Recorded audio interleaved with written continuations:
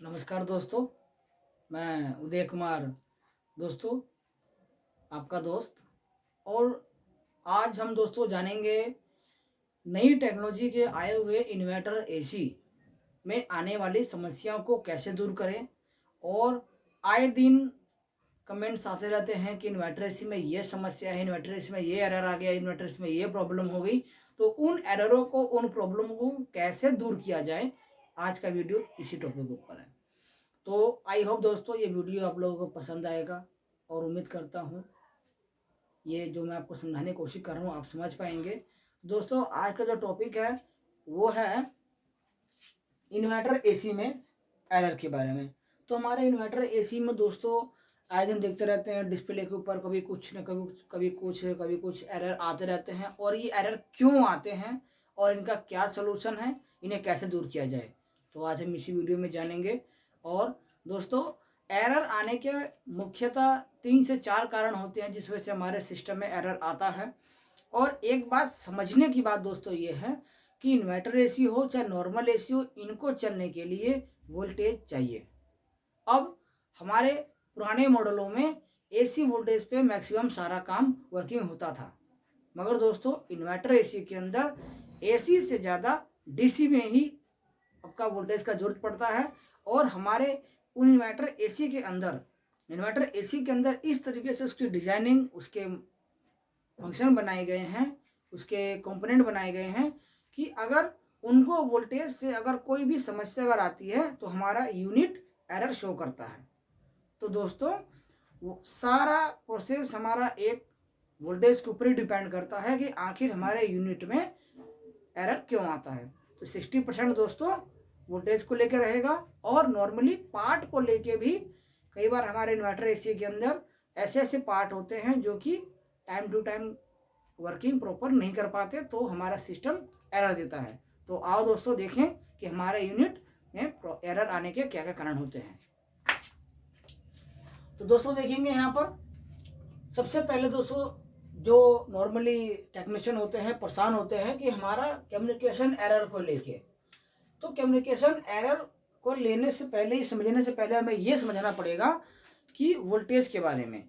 तो देखिए मैंने आपको शुरू में बता दिया कि कोई भी यूनिट हो उसको चलने के लिए हमें प्रॉपर वोल्टेज चाहिए। तो देखिए नॉर्मली आज की जो इंडिया में जितने भी मैन्युफैक्चरिंग हो रहे हैं उस सभी के अंदर हमारा न्यूटन और फेज के अंदर नॉर्मली 220 से लेकर 230 तक दोस्तों वोल्टेज चाहिए, यानी कि एसी वोल्ट चाहिए। अब हम कभी भी किसी भी यूनिट को जब चेक करने जा रहे हैं, किसी भी कस्टमर के यहाँ पर किसी भी यूनिट को जब हम चेक कर रहे हैं, तो हमें 3 चीज़ों का बहुत ध्यान रखना है, न्यूटन, फेज और इसका अर्थ। इन तीनों को हमें सबसे पहले, हमारी स्टार्टिंग ही यहीं से होती है। आप डायरेक्ट किसी भी यूनिट में पार्ट में चेक ना करें, सबसे पहले आपको चेक करना है उसका वोल्टेज, यानी कि सबसे पहले हमारा चेक करना है वोल्टेज। अब दोस्तों देखेंगे वोल्टेज के अंदर भी न्यूटन और फेज को जब हम चेक करेंगे 220 वोल्टेज आएगा यहाँ पर।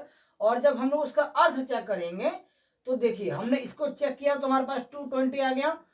हम लोग अर्थ और लाइन को जब चेक करेंगे तो हमें यहाँ पर वो वोल्ट मिलेंगे, मतलब 220 210 के एवरेज में या 215 के एवरेज में यहाँ पे वोल्टेज मिलेगा। और दोस्तों हमें यहाँ पर अर्थ और न्यूटन इसके अंदर हमें 5 वोल्ट देखने को मिलेगा। अगर इस कंडीशन में आपके पास में आ रहा है, यानी कि 5 वोल्ट यहाँ पर और 215 वोल्ट यहाँ पर, तो इन दोनों वोल्टों को जोड़कर जो वोल्ट यहाँ पे आ रहा है उसके इक्वल में यही वही वोल्ट आ रहा है, इसका मतलब हमारा अर्थिंग ओके है।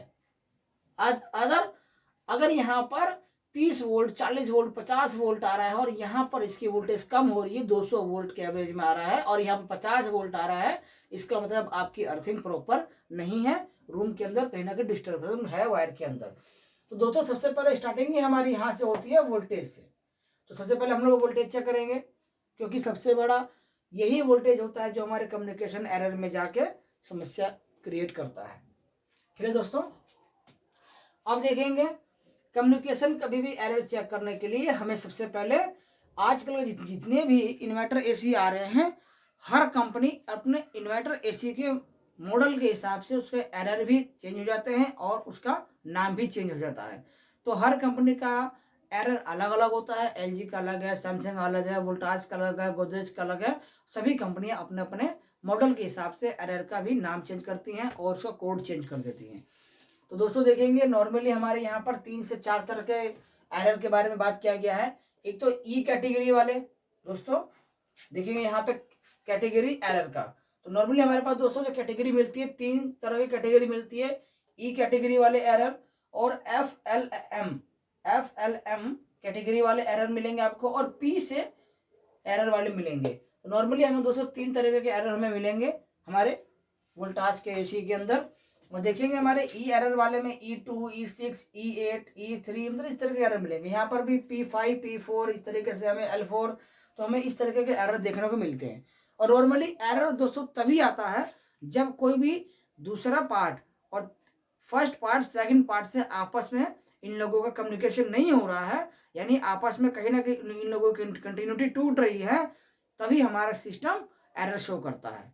अब दोस्तों वो एरर हमारा चाहे इंडोर आउटडोर के यूनिट का हो, चाहे हमारे सेंसर और पीसीबी के जो जैक होते हैं उसके हो, चाहे हमारे वायर के हो, चाहे न्यूट्रल चाहे फेस में कोई वायर लूज हो, मतलब कहीं ना कहीं किसी न किसी यूनिट के अंदर, किसी न किसी पार्ट के अंदर जो भी हमें एरर शो कर रहा है, इसका मतलब कहीं ना कहीं पर उसी आपस में कंटिन्यूटी का बीच में प्रॉब्लम क्रिएट हो रहा है, जिस वजह से हमारा सिस्टम एरर शो करता है। तो दोस्तों देखेंगे अगर आप कम्युनिकेशन एरर चेक कर रहे हैं तो हमें इंडोर और आउटडोर का कम्युनिकेशन चेक करने का सबसे बढ़िया तरीका है कि आप इंडोर के पीसीबी के पास भी चेक कर सकते हैं, या आउटडोर के पीसीबी के पास भी ऊपर जो हमारे न्यूटन फेस अर्थ के जो वायर के आपस में कनेक्ट हो रहा है, आप वहां पर भी चेक कर सकते हैं। तो हमें दोस्तों देखिएगा कुछ हमें इस तरीके से मिलेगा वहां पर न्यूटन लाइन सिग्नल का यानी कम्युनिकेशन का एरर और हमारा अर्थ का एरर। तो ये हमारा अगर इंडोर यूनिट है, ये हमारा आउटडोर यूनिट है, और बीच की जो ये वायर होती है दोस्तों हमारे जो पूरे सिस्टम में शुरू से एंड तक में जो बीच की वायर होती है, ये वायर दोस्तों जितनी ज्यादा ज्वाइंट रहेगा उतने कम्युनिकेशन एरर आने के, उतने ही एरर आने के चांसेस बढ़ जाते हैं। तो दोस्तों कभी भी अगर आप एसी इंस्टॉलर हैं, अगर आप एसी इंस्टॉल कर लेते हैं या कभी कोई एसी लगा रहे हैं या कोई भी जॉइंट को, तो कोशिश कीजिए दोस्तों हमारे इंडोर से आउटडोर के बीच का जो जॉइंट है ये ना हो तो बेस्ट है।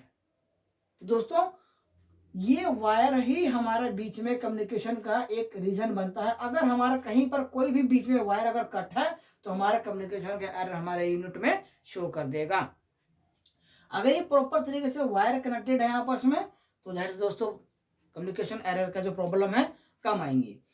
अच्छा दोस्तों देखेंगे यहाँ पर, और इन्वर्टर एसी में दोस्तों समझने की सबसे पहली बात यह है कि आपको इन्वर्टर एसी में किस पार्ट को किस वोल्ट पे चेक करना है, एसी वोल्ट पे, डीसी वोल्ट पे, आपको अच्छी नॉलेज होना जरूरी है।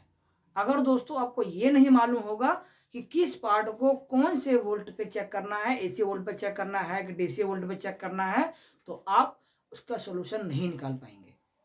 दोस्तों ये मालूम होना जरूरी है। तो आइए देखेंगे, तो हमारे यहाँ पर देखेंगे अगर हमने कम्युनिकेशन एरर चेक कर रहे हैं तो ये हमारा सिग्नल हो गया, लाइन हो गया और न्यूट्रल हो गया और अर्थ हो गया। अगर हम लोग न्यूट्रल में और लाइन में, न्यूट्रल लाइन में अगर हम लोग चेक करेंगे क्या, एसी वोल्ट, एसी वोल्ट अगर दोस्तों हम लोग चेक कर रहे हैं तो 220 वोल्टेज हमें मिलना चाहिए। ये 220 220 भी हो सकता है, 225 230 भी हो सकता है दोस्तों, तो कोई बड़ा इशू नहीं है, ये होना चाहिए। अगर आपके यहाँ पे 120 या 150 या 120 130 के एवरेज में आ रहा है तो इसका मतलब हमारा कम्युनिकेशन एरर सिस्टम शो करेगा। अच्छा दोस्तों हमने चेक किया ये ओके। अब उसके बाद न्यूट्रल में और सिग्नल में, न्यूट्रल देखिए दोस्तों न्यूट्रल और सिग्नल में चेक करेंगे हम लोग क्या, डीसी वोल्ट। हम लोग न्यूट्रल लाइन में एसी चेक किया, न्यूट्रल और सिग्नल में, न्यूट्रल और सिग्नल में जब हम न्यूट्रल और सिग्नल में जब हम चेक करेंगे डीसी वोल्ट चेक करेंगे दोस्तों। अगर आउटडोर में चेक कर रहे हैं तो हमें यहाँ पर जो वोल्टेज है वो आपको फ्लक्चुएट होता दिखाई देगा, अप डाउन होते हुए दिखाई देगा। 15 20 25 30 तक एवरेज में आपको up down up down up down होता रहेगा दोस्तों। इसलिए अप डाउन होता है कि हमारे इंडोर यूनिट ने कमांड भेजा आउटडोर को, आउटडोर ने उसको रीड किया, फिर इंडोर को भेजा, यानी ये आपस में इन लोगों का कम्युनिकेशन हो रहा है, इसीलिए हमारा वोल्टेज अप डाउन इसमें होता रहता है। तो दोस्तों हमने न्यूटन और लाइन को चेक किया तो 220 आया, न्यूटन को और सिग्नल को चेक किया तो हमारा वोल्टेज कम घट बढ़ रहा है। यहाँ पर आपका 5 से लेके 30, 40, 45 के एवरेज में भी जा सकता है, मगर ये आपका अप डाउन होता रहेगा। अगर ये अप डाउन नहीं हो रहा है, अगर अप डाउन नहीं हो रहा है किसमें, न्यूट्रल में और सिग्नल में, अगर वोल्टेज आपका अप डाउन नहीं हो रहा है, किसी एक पॉइंट पे आके रुका हुआ है, इसका मतलब ये है कि हमारे इंडोर ने सिग्नल भेजा मगर आउटडोर ने उसको एस्केप नहीं किया, तो इस वजह से हमारे आउटडोर में प्रॉब्लम हो सकती है, तो हमारा इंडोर यूनिट प्रॉब्लम शो करेगा। अब दोस्तों देखेंगे न्यूट्रल में और अर्थ में, बिल्कुल ये भी जरूरी है दोस्तों। हमारे इन्वर्टर एसी के अंदर अर्थ का बहुत बड़ा रोल होता है दोस्तों। तो हम यहाँ पे अर्थ चेक करेंगे तो हमें 5 वोल्ट अर्थ मिलना चाहिए, इससे कम होगा। अगर ज्यादा होता है 15, 20, 30, 45 तो ये एक समस्या है, इसको दूर करना बहुत जरूरी है। तो दोस्तों अगर ये 5 से ऊपर जा रहा है, 15, 20, 50 तक जा रहा है तो हमारा यूनिट जो है एरर शो करेगा। तो दोस्तों समझने की बात यह है कि हमारा सारा सिस्टम वोल्टेज पर वर्किंग कर रहा है। जैसे कि मैंने आपको यहाँ बताया 5 वोल्ट मिलेंगे कहाँ पर, न्यूट्रल में और अर्थ में। तो न्यूट्रल में और अर्थ में 5 वोल्टेज से कम मिलेगा, तो यानी सिस्टम हमारा, अर्थिंग हमारा ओके है। न्यूट्रल में सिग्नल में चेक करेंगे, डीसी के ऊपर चेक करेंगे दोस्तों, डीसी वोल्ट के ऊपर, तो हमें यहाँ पर वोल्टेज अप डाउन होता हुआ दिखेगा। अगर नहीं हो रहा है तो इसका मतलब इंडोर ने भेजा सिग्नल, जो भी वोल्ट भेजा हो, 10 वोल्ट, 20 वोल्ट, 30 वोल्ट, जो भी भेजा हो, मगर आउटडोर ने उसको नहीं लिया, तो हमारे यहाँ पर आउटडोर के सिस्टम में प्रॉब्लम है। ओके दोस्तों, और हमें यहाँ पर चेक करेंगे न्यूट्रल में लाइन में तो 220 वोल्ट दिखेगा। तो ये हम दोस्तों यहाँ से पता कर सकते हैं, कहाँ से, इंडोर यूनिट से या आउटडोर यूनिट से। तो दोस्तों हम इससे पता कर सकते हैं कि हमारे इंडोर यूनिट में प्रॉब्लम है कि आउटडोर यूनिट में कम्युनिकेशन एरर की में प्रॉब्लम है, तो ये इससे पता कर सकते हैं। आगे दोस्तों बढ़ेंगे, जैसे कि यहाँ मैंने पहले लिखा हुआ है वोल्टेज का, मैंने आपको क्लियर कर दिया। तो वोल्टेज का दोस्तों बहुत बड़ा रोल होता है। अब दोस्तों देखेंगे कई बार हमारे सेंसर की भी प्रॉब्लम आती है, जैसे कि हम लोग देखेंगे यहाँ पर दोस्तों E3 के एरर में देखिए कॉइल सेंसर लिखा हुआ है, E4 के में आपका रूम सेंसर लिखा हुआ है। तो दोस्तों अगर कभी भी कोई भी सेंसर की समस्या आती है तो दोस्तों को मालूम होना चाहिए कि कोई भी सेंसर हम लोग चेक करते हैं डीसी वोल्ट पर, एसी वोल्ट पर चेक नहीं करते हैं, और सेंसर को चेक करते हैं ओनली उसका रेजिस्टेंस निकाल के। ठीक है दोस्तों, अगर हमें उसका वोल्ट चेक करना हो पीसी के अंदर, मतलब पीसीबी के अंदर, तो हम लोग उसका डीसी पे चेक करेंगे, और मैन्युअली अगर हमें सेंसर चेक करना हो तो हम लोग उसका रेजिस्टेंस चेक करेंगे। तो एक बात दोस्तों समझेंगे कि हमारे इन्वर्टर एसी के अंदर 5 तरीके के सेंसर लगे होते हैं। नॉर्मली 4 सेंसर हमारे 10 किलो ओम के होते हैं, और एक सेंसर ऐसा होता है जो कि हमारा 50 किलो ओम का होता है, जो कि हमारा कंप्रेसर के डिस्चार्ज लाइन पर लगा होता है। और ये दोस्तों यही सेंसर जो होते हैं, समझेंगे दोस्तों एक बार, यही सेंसर होते हैं जो हमारे सिस्टम को कम्युनिकेशन एरर का प्रॉब्लम क्रिएट करते हैं। कैसे दोस्तों, अगर डिस्चार्ज लाइन का जो टेम्परेचर देखेंगे दोस्तों, डिस्चार्ज लाइन टेम्परेचर सेंसर जो होता है नॉर्मली 50 किलो का होता है। दोस्तों कई बार ऐसा होता है, नॉर्मल कस्टमर कहते हैं कि 2 महीने से अच्छा चल रहा था और इस महीने में हमारा सिस्टम बार कंप्रेसर हमारा ऑफ हो जा रहा है, उस पर एरर आ जा रहा है। तो दोस्तों एक बात समझेंगे, कई बार देखिए दोस्तों 50 किलो ओम का जो सेंसर है नॉर्मली आपका 90 डिग्री से लेके 110 डिग्री तक ये हमारा दोस्तों वर्किंग करता है। कौन, डिस्चार्ज लाइन का कंप्रेसर, जो डिस्चार्ज लाइन होता है उस पर सेंसर लगा होता है। अगर डिस्चार्ज कंप्रेसर के डिस्चार्ज लाइन का टेम्परेचर अगर आपका 220 डिग्री सेल्सियस हो गया या अगर 215 डिग्री सेल्सियस हो गया, तो जाहिर सी बात है दोस्तों सेंसर ने कमांड दिया कि भाई साहब 110 डिग्री सेल्सियस से पार हो चुका है, तो हमारा कंप्रेसर ऑटोमेटिक ऑफ हो जाएगा। यानी कि इसने कमांड दिया इंडोर यूनिट को, और इंडोर यूनिट ने कंप्रेसर को ऑफ कर दिया। तो यहाँ पर तो दोस्तों एरर शो करेगा। तो ये समझने की बात है दोस्तों, ये सेंसर का बहुत बड़ा रोल होता है। अब देखेंगे दोस्तों, कंडेंसर सेंसर, ये एम्बिएंट टेम्परेचर सेंसर। कई बार दोस्तों क्या होता है, एम्बिएंट टेम्परेचर सेंसर का मतलब होता है कि हमारे जो बाहर का पर्यावरण है, हमारा जो बाहर का टेम्परेचर है उसको सेंस करता है। तो दोस्तों इनकी कैपेसिटी रखी हुई है 10 किलो ओम की। अगर दोस्तों मान कर चले 10 किलो ओम पर अगर आपका टेम्परेचर अगर ये 40 डिग्री सेल्सियस के लिए अगर ये बना हुआ है और बाहर का टेम्परेचर आपका 45 डिग्री 50 डिग्री पार हो जा रहा है, तो जाहिर सी बात है दोस्तों ये जो सेंसर है हमारे यूनिट को कंटिन्यू चलने नहीं देगा और हमारे यूनिट को ये ऑफ कर देगा। तो इन सेंसरों का दोस्तों बहुत बड़ा रोल होता है। और अगर आपको कोई भी एरर अगर शो कर रहा है इन सेंसरों को लेके, तो आपको उन सेंसर को चेक करना पड़ेगा कि वो हमारा सेंसर वर्किंग में है या उसका जैक लूज है या उसके पास पावर प्रॉपर नहीं पहुंच रही है, ये सेंसर हमारा काम नहीं कर रहा है, चोर ने तार काट दी है या XYZ कोई भी प्रॉब्लम होती है। यानी कि किसी भी एक पार्ट का दूसरे पार्ट का आपस में कंटिन्यूटी ना होना, आपस में ना कंटिन्यूटी होना, ये हमारा एक एरर का कारण बनता है। तो दोस्तों इन्वर्टर एसी में कोई इतना बड़ा टॉप नहीं है कि आप लोग नहीं समझ पाओगे, बहुत ईजी है, बस थोड़ा सा आपको समझने की जरूरत है। अब दोस्तों देखेंगे यहाँ पर E2 का एरर लिखा हुआ है इंडोर में। मैंने आपको यहाँ पे कैटेगरी बांट दिया दोस्तों, ई से इंडोर यूनिट के दिखेंगे, F L M outdoor unit के दिखेंगे और पी से प्रोटेक्शन दिखेंगे। इन्वर्टर एसी में बहुत सारे वोल्टाज के इन्वर्टर एसी में कई सारे हमारे टेक्नीशियन कहते हैं P4 का एरर आ गया, P5 P6 या P0 या P01 आ गया। दोस्तों इतना बड़ा हुआ नहीं है। पी से समझिए आप, पी से प्रोटेक्शन एरर है। प्रोटेक्शन एरर का मतलब दोस्तों ये है, कई बार देखिए वोल्टेज ज्यादा हो गया कम हो गया या हमारे एक पार्ट को जितना वोल्टेज चाहिए उससे ज्यादा वोल्ट मिल रहा है या कंटिन्यू चल रहा है, हीट हो गया या किसी भी तरीके से हमारा यूनिट प्रोटेक्शन मोड में चला जाता है। और प्रोटेक्शन मोड का मतलब है कि उस यूनिट ने उसको आगे डैमेज होने वाले यूनिट को प्रोटेक्ट कर रखा है। तो दोस्तों अगर ये देखेंगे प्रोटेक्शन मोड के अंदर तो आप बहुत क्लियरिटी समझ जाएंगे कि हमें इन चीजों को समझने के लिए सबसे पहले आपको 2-3 चीजों को मालूम होना चाहिए, वोल्टेज के बारे में, इन सेंसर की कैटेगरी के बारे में, एरर के बारे में, और किस पार्ट को हम किस वोल्ट पे चेक करें बिल्कुल मालूम होना चाहिए। दोस्तों वोल्ट बताया मैंने आपको, सेंसर बताया, अब दोस्तों फैन की बारी है।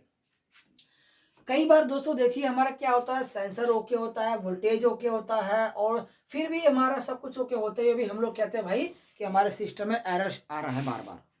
तो दोस्तों देखिए फैन जो है क्या करता है, हीट रिमूव करने का सबसे बड़ा सहयोगी हमारा फैन होता है आउटडोर के अंदर। तो दोस्तों अगर हमारे आउटडोर यूनिट से अगर हीट प्रॉपर बाहर नहीं निकल रही है, सेंसर ने सेंस किया और हमारे यूनिट को रोक दिया, समझ रहे दोस्तों, तो क्या होता है उस कंडीशन में भी हमारे सिस्टम में एरर शो करता है। दोस्तों इस फैन का प्रॉपर स्पीड होना जरूरी है, प्रॉपर हीट का निकलना जरूरी है। हीट जब बाहर निकलेगा तो सेंसर हमारा प्रॉपर वर्किंग करेंगे, सेंसर कहेंगे हाँ जी ओके यूनिट है और हमारा फैन प्रॉपर काम कर रहा है और यूनिट हमारा कंटिन्यू चलेगा। अगर फैन की स्पीड स्लो हुई, सोचिए अगर फैन की स्पीड स्लो हुई, कंडेंसर हमारा ओवर हीट हुआ और हमारे कॉइल सेंसर ने, कंडेंसर सेंसर ने, डिस्चार्ज सेंसर ने कमांड दिया भाई साहब हमारा तो यूनिट बहुत ज्यादा ओवर हीट हो रहा है, इसको ऑफ कर दीजिए, तो ये हमारा एक एरर का कारण बनता है। फैन भी, सेंसर हो गया दोस्तों, फैन हो गया, वोल्टेज हो गया, कैटेगरी हो गई। अब मेन मुद्दा है कम्युनिकेशन एरर को कैसे दूर किया जाए। तो दोस्तों इतना सब कुछ समझाने के बाद आप बहुत इजी सॉल्व कर सकते हैं। और कभी भी आपको ये चेक करना है कि हमारे इंडोर से आउटडोर यूनिट में जाने वाली वायर बीच में कहीं पे ब्रेकेबल ना हो। जितना ब्रेकेबल रहेगा उतनी समस्या बढ़ेगी। अर्थिंग प्रॉपर आ रही हो हमारे इंडोर यूनिट के पीछे भी और आउटडोर के यूनिट के पीछे भी, कि सभी वायर प्रॉपर आपस में कनेक्टेड होने चाहिए। कोई भी अगर लूज होगा तो होता क्या है कि कंप्रेसर जब चलता है स्टार्टिंग में तो वोल्टेज ज्यादा रहने की वजह से कई बार वो ओवर हीट हुआ, स्टार्टिंग हुआ और आपस में उसकी कनेक्टिविटी टूट गई, उसका कम्युनिकेशन हट गया और सिस्टम में एरर आ गया। ठीक है दोस्तों, तो आपको समझने की जरूरत है। कई बार ऐसा होता है कि सब कुछ चेक करने के बाद भी ओके होता है और लास्ट में फिर भी प्रॉब्लम वही रहती है। तो दोस्तों, इनमें सबसे बड़ा रोल होता है हमारे इंस्टॉलर का, जो एसी इंस्टॉल करते हैं उनको भी मालूम होना चाहिए, क्योंकि हमारा जो एसी वर्किंग करता है वो काम करता है हीट के ऊपर, यानी हीट रिमूव करता है और सर्कुलेशन बनाए रखता है। अगर उसके हीट में कोई भी प्रॉब्लम आती है तो वो आपको बिल्कुल एरर शो करेगा। तो ये छोटे छोटे पॉइंट होते हैं जिन्हें आप लोगों को कैरी करना होता है और हमारे सिस्टम में कोई प्रॉब्लम नहीं आती। मगर नॉर्मल टेक्नीशियन हाथ खड़े कर देते हैं कि एरर आ गया, बहुत बड़ा हुआ है। दोस्तों, आज के टाइम में जितने भी एसी मैन्युफैक्चर हो रहे हैं सभी एसी के अंदर अपना अपना एरर कोड आता है। आउटडोर के पैनल को जब हम ऊपर के पैनल को खोलते हैं आउटडोर यूनिट के, तो normally Godrej, LG, Samsung, Voltas, Whirlpool सभी कंपनियां अपना अपना एरर उसमें मेंशन किए होते हैं। बाकी ये कंफर्म नहीं कह सकते हैं कि अगर E4 का एरर रूम सेंसर है वोल्टाज के अंदर तो एलजी में भी वही होगा, गोदरेज में भी होगा। मैं आपको बार बार कह रहा हूं कि हर कंपनी का एरर कोड अलग अलग होता है। हर कंपनी का एरर कोड अलग अलग होता है। एलजी में यही रूम सेंसर का कोड कुछ और होगा, वोल्टास में कुछ और है, गोदरेज में कुछ और है। हर कंपनी का अपना अपना एक पैरामीटर होता है। उनके सभी पैरामीटर पे आप प्रॉपर वर्किंग करेंगे तो आई एम श्योर कि आपकी जो समस्या है, प्रॉब्लम है, वो बिल्कुल 100% सॉल्व होगी। तो दोस्तों, ये वीडियो आपको कैसा लगा प्लीज़ कमेंट में बताएं, और इस वीडियो में क्या सुधार किया जाए, आपके क्या क्वेश्चन है, क्या क्वेरी है, प्लीज़ कमेंट में बताइए। और आप दोस्तों, मेरा नंबर डिस्क्रिप्शन में होता है, अगर आप कभी भी कॉल करते हैं तो मैं आपके सभी सवालों का जवाब भी दे सकता हूँ, व्हाट्सएप में भी हूँ। तो आप, उम्मीद करता हूँ ये वीडियो आपको पसंद आया होगा। दोस्तों, आपसे रिक्वेस्ट है, इसे लाइक करें, सब्सक्राइब करें और ज़्यादा से ज़्यादा लोगों को शेयर करें। धन्यवाद।